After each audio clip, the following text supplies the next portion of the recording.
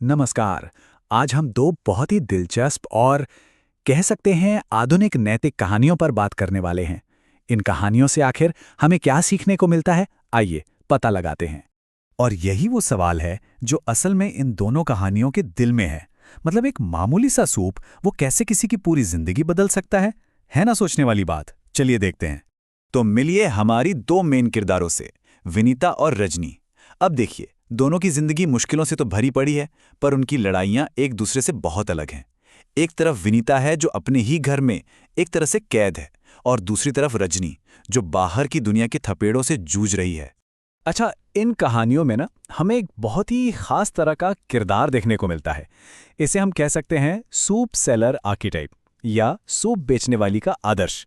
और ये किरदार आज के समय की एक नई तरह की हीरोइन को दिखाता है।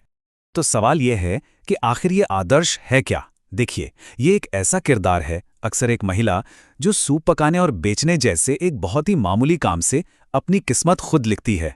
और ये कहानी सिर्फ पैसे कमाने की नहीं है, नहीं, ये है सम्मान पाने की, आज़ादी हासिल करने की और न्याय पाने की कहानी।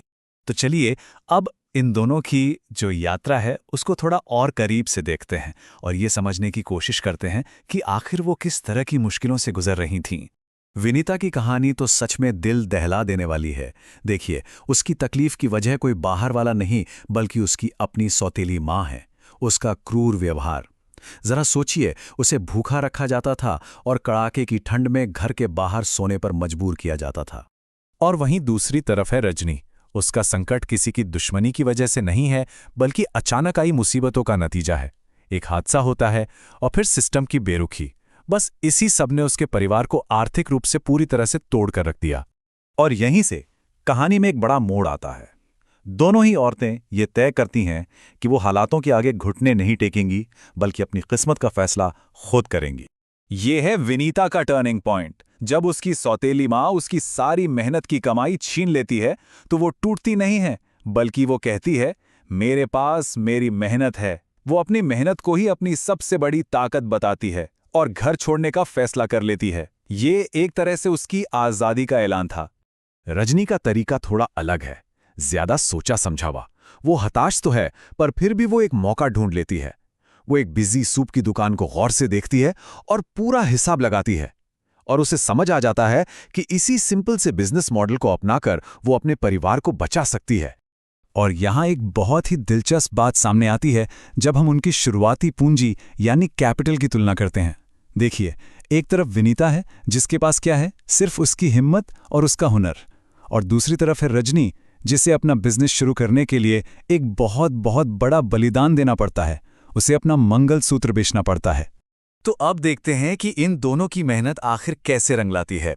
ये जो एक छोटे से ठेले से शुरुआत हुई थी, वो एक कामयाब बिजनेस तक का सफर कैसे तय करती है। विनीता की सफलता का राज वो उसके कस्टमर्स के इन शब्दों में छिपा है। उसका सूप सिर्फ पेट भरने की चीज नहीं था, वो तो कड़ाके की ठंड में एक राहत था, एक सुकून था। और बस यही क्वालिटी उसे लोगों के बीच पॉपुलर बना देती है। और ये देखिए, ये नंबर उसकी कामयाबी का सबूत है। 2000 रुपए हर दिन। जरा सोचिए, वो लड़की जो कभी एक एक दाने के लिए तरसती थी, अब रोज 2000 रुपए कमा रही है। ये सिर्फ पैसा नहीं है, ये उसकी जीत है, उसकी आत्मनिर्भरता का सबूत है। रजनी की कामयाबी का रास्ता भी बिल्कुल साफ है। वो एक छोटे से ठेले से शुरुआत करती है, धीरे धीरे अपनी एक पहचान बनाती है और फिर वक्त के साथ चलती है। ऑनलाइन डिलीवरी जैसी नई चीजें अपनाकर अपने काम को और आगे बढ़ाती है। और रजनी की कामयाबी का स्केल देखिए, वो भी कुछ कम नहीं है। वो सिर्फ अपने परिवार को मुश्किल से बाहर नहीं निकालती, बल्कि अपनी ननद की शादी के लिए पूरे 5 लाख रुपए जमा कर लेती है। इससे पता चलता है कि उसकी बिजनेस की समझ कितनी कमाल की थी। और अब हम पहुंचते हैं कहानियों के उस हिस्से पर जहां होता है इंसाफ। ये वो पल है जब उनकी सालों की मेहनत और लगन का सबसे बड़ा फल उन्हें मिलता है। इस टेबल में हम दोनों कहानियों का निचोड़ एक साथ देख सकते हैं। विनीता अपनी जालिम सौतेली मां पर जीत हासिल करती है और रजनी अपने परिवार को पैसों की तंगी से बाहर निकाल लाती है। मतलब आखिर में जीत दोनों की ही होती है। विनीता की कहानी का ये शायद सबसे पावरफुल मोमेंट है।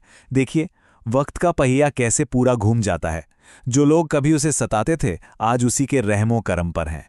लेकिन वो बदला नहीं लेती, नहीं, वो उन्हें काम देती है, पर अपनी शर्तों पर, एक मालिक की तरह। यही तो है कर्म का असली न्याय। रजनी की जीत में एक अलग ही सुकून है, एक शांति है। उसकी मेहनत से सिर्फ मुसीबत ही खत्म नहीं होती, बल्कि उसका परिवार पहले से भी ज्यादा मजबूत बन जाता है। उसका पति ठीक हो जाता है और उसके बिजनेस में हाथ बटाने लगता है, और फिर दोनों मिलकर अपनी खुशियों को दोबारा हासिल करते हैं। तो आखिर में सवाल ये उठता है कि इन कहानियों से हमें सीखने को क्या मिलता है, क्योंकि ये सिर्फ एंटरटेनमेंट के लिए नहीं है, ये हमें आज के समाज और हमारी वैल्यूज के बारे में बहुत कुछ बताती हैं। ये कहानियां हमें क्या सिखाती हैं कि हिम्मत हो, मेहनत हो और खुद पर यकीन हो तो किसी भी मुश्किल को पार किया जा सकता है। ये कहानियां विमेन एम्पावरमेंट को एक नए एंगल से दिखाती हैं, जहां एक छोटा सा बिजनेस भी आज़ादी का दरवाज़ा खोल सकता है।